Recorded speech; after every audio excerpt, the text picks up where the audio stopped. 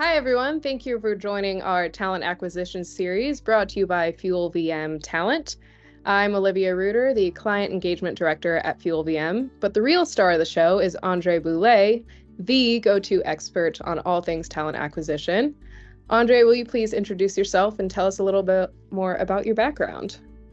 Thanks, Olivia, and appreciate you having me today. But you're the star equally as well too. So excited to share more about what I'm seeing in the market. But my background's a little bit different. I've spent my entire career in talent acquisition and technology leadership, being the head of talent acquisition for over a decade for large global companies like Salesforce, and then spending the last 8 years on the recruiting technology side, really trying to partner and find the right solution with technology and best practices. And just returned from a conference in Dallas a couple weeks ago with a few hundred TA leaders from large companies. Excited to share the insights on what we're seeing there, and happy to be here today. So thank you. So fantastic. Thank you for giving us your background. Today, we're going to talk about, like you mentioned, the talent acquisition and how it's changed over the past decade. So what have you noticed in the past 10 years, how we've switched things up from the kind of traditional talent acquisition and efforts? Yeah, I think it's funny you say that because I think a lot of companies have moved forward, but the last 10 years have been monumental in changing the way people attract, engage, hire, and even retain talent. One of the biggest pushes I've seen in technology is, 10 years ago, everybody was scrambling to have a company website, a careers website. That was kind of table stakes to get into the game, to have a branded career website to draw talent to your door. You started to see a lot more companies that had to have an applicant tracking system. That was a system of record where anybody could apply and you could track all the applicants. You could do FCC compliance. It was essential to have. But then you really started to see the rise of the CRM. The CRM, from a recruiting standpoint, the ability to have a place to store all of your passive candidates, those individuals that were not looking, and then to engage with them via web campaigns, email campaigns, do everything to get them excited to be interested in your company when they weren't even looking. So when they're ready to apply, that you're the first step that they have. And that really took off in quite a large capacity. And then you started to see a lot more built into the onboarding component. So when you step back, the last 10 years have been about really looking at every step of the recruiting funnel, from somebody that's not even looking to try and grab their attention for their dream job, to what the process is like to go through the interview process and tracking every step of the way and measuring that, all the way down to their onboarding to make sure they've got a world-class system. What I've seen is there's a lot of companies that do each of those segments very well, but there's not one company that does it overall, everything together. What happens is you've got a disjointed process. You've got recruiting teams that can't measure on data. You've got individuals that really struggle, that might have a really good part of the candidate experience and have a really poor part of another. And so it really has seen kind of like the rise of where I've seen a trend where individuals now are really partnering with employer branding or recruitment marketing firms to kind of touch every step of the process to make it a more unified process. It is really interesting to see how traditional talent acquisition has made a complete switch in the past 10 years alone. But kind of the elephant in the room, I know we're all sick of talking about it, but in the past 2 years, the workforce entirely has changed. We've had hybrid, we've had work from home. So now that, before I get ahead of myself and jump into in the past year, what have you noticed in the past 2 years of how the industry has responded to 2020? Yeah, that's a great question. I mean, I took my first executive role in the summer of 2020, so it was a pretty tumultuous time. And at the height of everybody working remote as well, too, I think you're seeing a huge shift on how we would consider work, what different generations are looking at. What I'm seeing from a large area is that one of the biggest things that happened in 2020 during the pandemic is that we went to a remote workforce, but it was really a double-edged sword. Yes, everybody loved to work in their pajamas. Yes, everybody loved to avoid the commute time. Those were all positive things. Everybody loved the ability to now look at remote positions versus only the roles in their geo.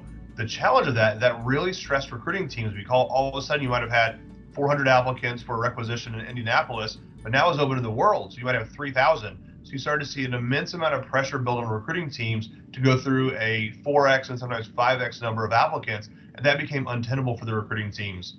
Conversely, employers at the executive level, and a lot of executive conversations I had with CHROs and also CEOs, delved about looking at the data and saying, okay, if everybody's remote, if we can do this role anywhere, why would we hire all of our individuals in, say, an expensive city like San Francisco? We could look at somewhere more cost effective like Indianapolis. That was a big push when Salesforce acquired ExactTarget, where I worked, and then led sourcing for ExactTarget and Salesforce. They realized they could have 2x the engineers in Indianapolis that would stay 3 to 4 years longer than the average engineer in the Bay Area. But what really happened is once people started to say, well, let's look at cheaper geos in the United States, they started to look at outside the United States. And so all of a sudden you saw teams at a very high level and executives look at, hey, I can hire 5 to 10 resources for the cost of one headcount in America, in Israel, in Manila, in various locations. And so then you start to see a lot of job elimination and job repurposing to put those individuals elsewhere. So the idea that you could not have your employees in a certain geo, which is the way we've done work for hundreds of years, was radical. Now, what I'm seeing, and I talked to a lot of CEO groups, I actually did a poll with a group of 100,000 CEOs and executives a few months ago about remote work. The overall majority plan to bring everybody back to office in some capacity, whether it's a hybrid or whether it's 5 days or 4 days or whatever the model is. They're still planning on that. So you're seeing, larger companies really push to go back to a return to work model. Amazon was the first that did this, recently. But on the other end of that, what's really interesting is that you're having a lot of like smaller startup companies say, we're going to stay remote, and they're using that as a selling point. So they're saying, we are going to let you stay remote. We are a mobile, nimble company. We're using it as a calling card. Now, the unifying theme to all of that is you've got to sell a huge audience of people on why one is good or the other is good. You need employer branding and recruiting marketing to do that. I've seen more and more firms say, great, everyone's returning to office. We don't know how to message that to them. What do we do? And I've helped advise them on best practices, built out recruiting programs, messaging cadences, building out branding for that, having the messaging down. But I'm also seeing a lot of that being done either in-house or also externally for recruiting marketing agencies like Fuel VM. This is a great resource for folks that say, oh my gosh, we've got to return to office. We don't even know where to start. We've got to make sure we don't lose people. We want to message our existing employees and our incoming hires. This is a great way to have a partnership in that capacity as well, too. Absolutely. It is really interesting that since we're all virtual, everyone likes to think, oh, great, I can work at home and this is going to be awesome. But all these companies are now having to put more efforts into marketing and building rapport with their people to keep them because it is so competitive. So in the past year, as we kind of shifted more into a quote unquote normal workforce again, what have you noticed that has changed since the shift of all hybrid or all virtual and kind of being cautious, getting everyone back into the office now? Yeah, one of the biggest trends is ghosting. Ghosting used to be an issue that really affected individual, recruiters or employers when they were in the interview process. Hey, I had a great candidate. Really had two good interviews, but they just disappeared. A lot of times they take a different offer and haven't even thought to get back. These are things you would never do, 5 years ago, but are now more common practices. It was common for employers to have a good interview and then never get back to the candidates. I hear about that ghosting all the time. But one of the biggest financial trends that I've seen is ghosting of new hires. That's new hires that have accepted an offer not showing up. In a recent article by USA Today, it talked about that this is something that's affecting all industries, not just one in particular. In fact, I've helped to build strategies around ways to augment and offset that with several large companies. One healthcare company that I worked with, they were seeing 25% of certain roles that accepted offers not showing up on day one. That was costing them $100,000 per month. So you think about the real cost and the financial cost and burden, so if I look at what am I seeing, I am seeing companies that are looking at every step in the recruiting funnel and to improve it.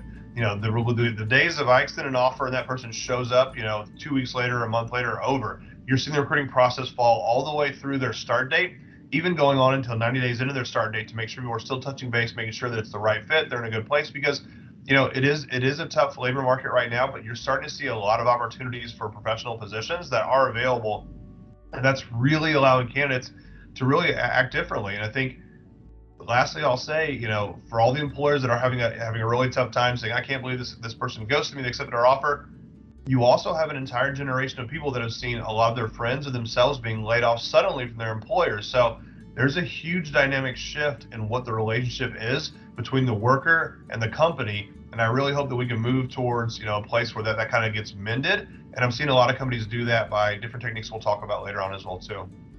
Absolutely. That's kind of goes back to the same point of you have to build the rapport and have people believe in you as the company instead of just, I have this job opportunity. It's the what's next. How do we attract talent? It's not as easy as just posting something on social media and hoping that everyone will flock to you, because it's just not that landscape anymore. So, and I think it's authenticity. I'll piggyback on, and I'll say it comes down to authenticity. It's a word I use in a lot of webinars. I've done a lot of webinars with Kevin Walters, a leader in diversity, equity, inclusion. We talk about being authentic.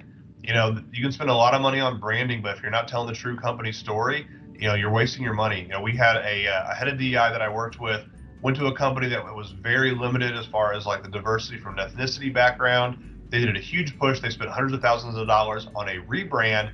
They had all these great photos of multicultural workforce. They had all these wonderful things about diversity. They did all the success they saw. They hired a huge amount of individuals and greatly increased the number of their employees that came from a diverse background. The problem was everybody got there and said, hey, this is not the company, the branding materials. There's nobody else that looks like me. And within a year, they had lost almost half of the folks they had spent so much money to bring in because they said, you weren't authentic. If you just would have told me, we don't have a lot of diversity, we want to grow that, we're committed to that, we'd love for you to join our team, they would have stayed. But instead, because of the marketing showing a picture that wasn't authentic, they spent all this money, hired all these individuals, and had them turn around and leave anyways, which put them in a much worse position. So I always say be authentic. You know very well that the team at Fuel VM does an amazing job going in and rebranding companies. Every company has their own story, and I think being able to find that voice and share that. You're going to be marketable for your own different reason than somebody else, but being able to be authentic to your true story and sharing that story visually and through communication is critical because you're going to find the right type of folks that want to come to your company and be the next generation to stay hopefully for 4 to 5 years. Absolutely. That's 100% accurate. When people usually think marketing, they think show the best pictures, show this, show that. But what's different about a lot of our processes is we take the time to really understand your brand and your values and to notice when they're actually being authentic and true. So we're not going to build a brand around someone that claims one thing but acts another. So it's about marrying the two, right? Having marketing and talent acquisition matching and emulating the true image of the company so that people are able to buy into it. Yes, I really agree with this sales strategy or this value, and making that known across the board, not just in a digital presence, but in interviews and day to day and in onboarding. I agree 100%. I had the great fortune to sit down with 200 plus TA and employer branding leaders a few weeks ago in Dallas at a great conference called TalentNet Live, run by Craig Fisher. Definitely recommend everybody follows Craig Fisher. He's one of the leading voices on employer branding in the talent space. But what a lot of people talked about was the new trend is like show the warts. Don't show the show the things that aren't as good as well too. Hey, we really struggled. We had to lay off a lot of good people last year. We were able to actually redeploy and hire 60% of them back into the workforce, but we did have a layoff, right?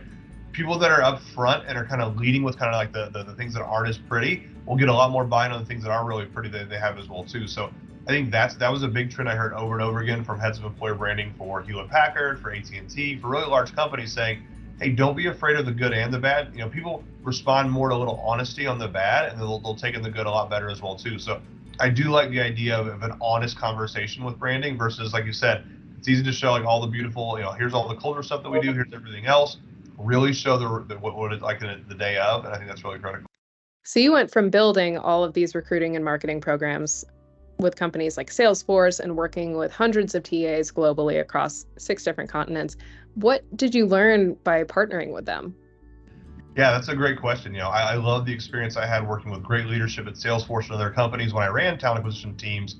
But the last 8 years when I've run divisions for recruiting technology companies and actually run paid services to go in and partner with our customers to like get an idea of their issues for early in career hiring, university recruiting, diversity, equity, inclusion, to just general sourcing, it was fantastic to pop the hood and hear what everybody else was doing, to get an idea of what were best practices, to really learn those trends.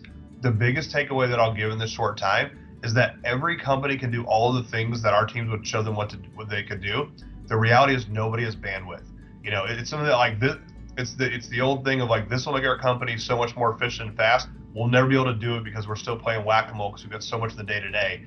By partnering with somebody, whether it's going to be, the companies that I worked with before or the really exciting new offering you have at Fuel VM for the Talent Accelerator, by partnering, you can go a lot faster and hit your goals. In fact, one of my favorite stories is one of our customers we worked with was a 100-person cybersecurity company out of the East Coast. They had a lot of big goals. We helped them grow tremendously. They actually partnered with us, and they were able to grow a lot faster than they wanted to. When they first launched their offering and their company to hire in Ireland, we did an entire recruiting marketing campaign through our CRM, which we were a customer of, around the Rugby World Cup. So we were able to do email and web campaigns to capture an audience in Dublin fun fact, they would worry they weren't going to be able to fill all their headcount in a year because they were competing against Google and all these bigger companies in the Dublin area. They hired their entire year's headcount in the first 90 days. They had to break their lease because they hired the entire year. They had to break a lease to find a bigger space. A few years later, they went IPO, one of the most successful cybersecurity IPOs. They did that 3 years ahead of schedule because of what they were able to do from a recruiting standpoint. And that was primarily driven heavily by the programs they had, by having a partner to come in and do recruitment marketing, and again, letting them punch above their weight and grow really fast and hit their goals ahead of schedule. That's fantastic. Although it seems like probably a nightmare when it's happening, that's one of the best problems to have when it comes to talent acquisition. It was some of the most fun that I have. A lot of those folks are still in my references and recommendations. So it was a great ride. You know, rapid growth is a fun place to be. But you also want to have a team you can work with that's done that, right? I had when I was at ExactTarget and then Salesforce, we grew 3x in 3 years. So, you know, it's fun to have individuals that know what it's like to scale very slowly or scale very rapidly, and to have a trusted partner that's really seen it all and to deliver that to you as well. Fantastic. Absolutely. So I kind of wanted to wrap things up before we get over time a little bit. Andre, I wanted to say thank you so much for sharing your expertise and talking about the transformative changes that the industry has seen in the past decade and recent years, and what that means. A little sneak preview for our next video, what we can expect to see in 2024. So is there anything else you wanted to promote before we hop off of here, and let us know how people can get in touch with you? Yeah, I appreciate that. We'll share some links as well, but would love to connect on LinkedIn. Also, I have a newsletter called The Lighthouse, where I try and shine positive trends in the industry and best practices. It comes out every few weeks. I would love for the individuals that want to join that can actually subscribe to that newsletter as well. And then also plug as well, one of the neat things that FuelVM is doing is, you know, they launched a talent portal to help individuals that have been impacted by layoffs and talent acquisition to find jobs. They carried over a program that I started a year ago, and you know, to this day, we've helped hundreds of individuals find career opportunities and jobs. It takes 30 seconds for the person to join, and everybody in the list right now is going to be getting a special Thanksgiving edition of the newsletter from FuelVM and myself, coming out with a list of over 100 open jobs that are available. So hopefully we can get more great people back to work sooner versus possible, and be that connector in this environment, really find people to find their best spots and get them out of a tough place and find a job with the holidays. So thank you. Thank you. And thank you for the kind words about our talent acquisition program. So if you guys are interested in elevating your talent acquisition search, you can find us at fuelvm.com/talent. And I will include all of the links mentioned in this video in the description of this. So thanks again, Andre. I will see you in the next video, and have a good one. Awesome. Thank you. Thanks for having me, Olivia. Cheers.